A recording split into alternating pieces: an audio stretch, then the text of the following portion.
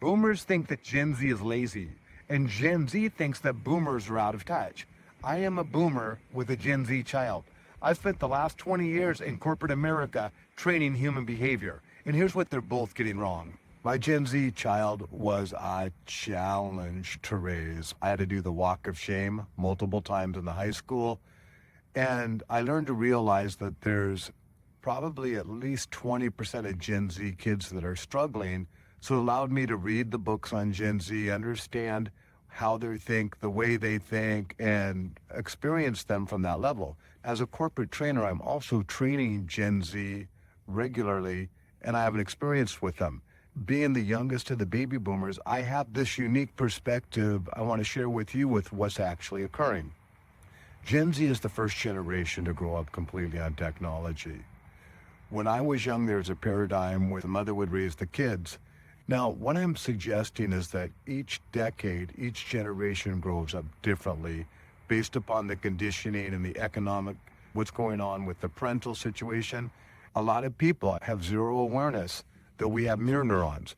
Mirror neurons are a phenomena that human beings have to survive. So we're a mimicking species, monkey see, monkey do, literally.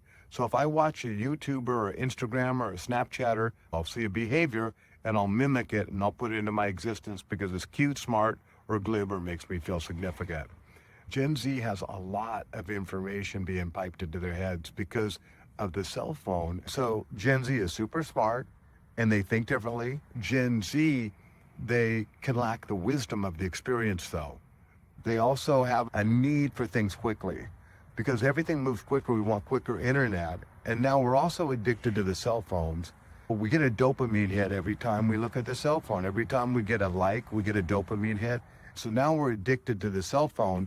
So Gen Z doesn't know that their brain's primary purpose is to keep them alive and survive. And people survive better in groups. So look at baby boomers, how they were programmed, and Gen Z, how they were programmed. We were programmed and conditioned completely different. It's just like two different languages, two completely different cultures. Gen Z thinks differently, they operate differently, they connect differently, and they also have this huge sense of urgency and entitlement because they're used to getting everything quicker. And the rules of life have changed. The rules of making money has changed. And so understanding that. And so my experience with Gen Z, I just trained a class this week, and giving them love and understanding them. In other words, acceptance is a form of love. Connection is a form of love. And if you're present, you're connecting. So I tell people, if you're judging, you're not connecting. Now I tell people, does it feel good to be judged? Does it feel good if I could look through the phone and just judge you right now, look around your house and judge you for, oh, it's not clean. Does it feel good to be judged? No. But then I say to them, does it feel good to be understood? And most people will say yes. So baby boomers, when you're judging Gen Z, do you think it feels good to them to be judged just because they're different? No. And this is where you want to understand them. You want to go in there and understand that they're the first generation to grow up on technology, understand how they think, why they think, the way they think, and give them permission to be different. It's like you're married and you get divorced and you get a new mate. You automatically compare the next mate to your last mate. Is that fair? No, they're different. You have to give people permission to be different. Different generations are different. And then Gen Z, if you can do the same for us, give us permission to be different. We didn't grow up with the technology. Some of us are technophobes. Some of us are inept with technology. But we did the best we could with what we had, even if it wasn't good enough. And if you don't think it was good enough, you're judging us. The more we can work together symbiotically, the better we can do. Some employers have Gen Z, some still have baby boomers on the roster.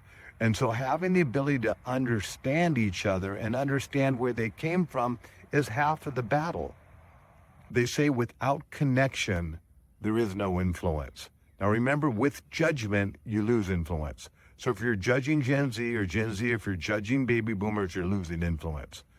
But if you're understanding, you gain influence. And awareness is understanding. So with connection comes influence. No connection, no influence. You have to go and connect with them. Find out what they're interested in. Find out what their thoughts on the planet are. Find out what they want to do with their life and do it in a covert manner so it doesn't feel like they're prying or trying to connect. If you're trying to connect, they're going to feel right through that. But if you're genuinely connecting, they're going to feel that too. When you genuinely connect with somebody, it makes them feel seen. It feels so good to be seen. Somebody sees me, they see me, and the ones that are struggling need to be seen the most.